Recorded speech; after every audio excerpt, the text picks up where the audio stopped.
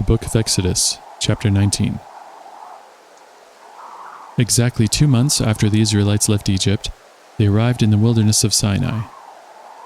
After breaking camp at Rephidim, they came to the wilderness of Sinai and set up camp there at the base of Mount Sinai. Then Moses climbed the mountain to appear before God. The Lord called to him from the mountain and said, "Give these instructions to the family of Jacob. Announce it to the descendants of Israel. You have seen what I did to the Egyptians. You know how I carried you on eagle's wings and brought you to myself. Now if you will obey me and keep my covenant, you will be my own special treasure from among all the peoples of earth. For all the earth belongs to me, and you will be my kingdom of priests, my holy nation. This is the message you must give to the people of Israel."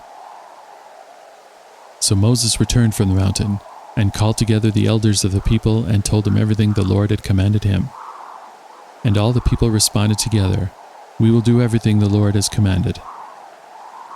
So Moses brought the people's answer back to the Lord. Then the Lord said to Moses, "I will come to you in a thick cloud, Moses, so the people themselves can hear me when I speak with you. Then they will always trust you."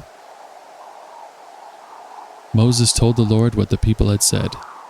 Then the Lord told Moses, "Go down and prepare the people for my arrival. Consecrate them today and tomorrow, and have them wash their clothing. Be sure they are ready on the 3rd day, for on that day the Lord will come down on Mount Sinai as all the people watch. Mark off a boundary all around the mountain. Warn the people, be careful. Do not go up on the mountain or even touch its boundaries. Anyone who touches the mountain will certainly be put to death. No hand may touch the person or animal that crosses the boundary. Instead, stone them or shoot them with arrows. They must be put to death. However, when the ram's horn sounds a long blast, then the people may go up on the mountain." So Moses went down to the people. He consecrated them for worship, and they washed their clothes. He told them, "Get ready for the 3rd day, and until then abstain from having sexual intercourse." On the morning of the 3rd day, thunder roared and lightning flashed, and a dense cloud came down on the mountain.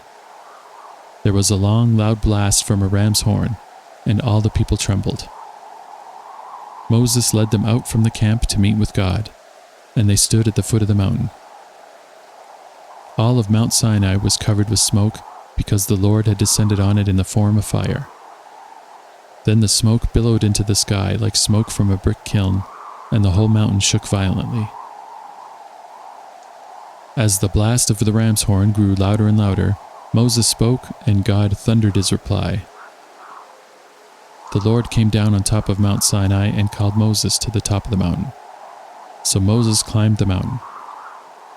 Then the Lord told Moses, "Go back down and warn the people not to break through the boundaries to see the Lord, or they will die.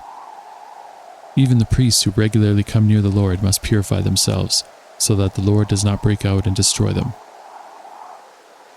"But Lord," Moses protested, "the people cannot come up to Mount Sinai. You already warned us.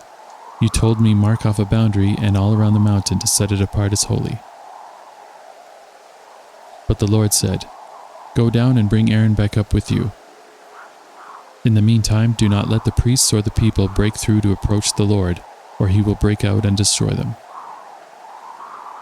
So Moses went down to the people and told them what the Lord had said.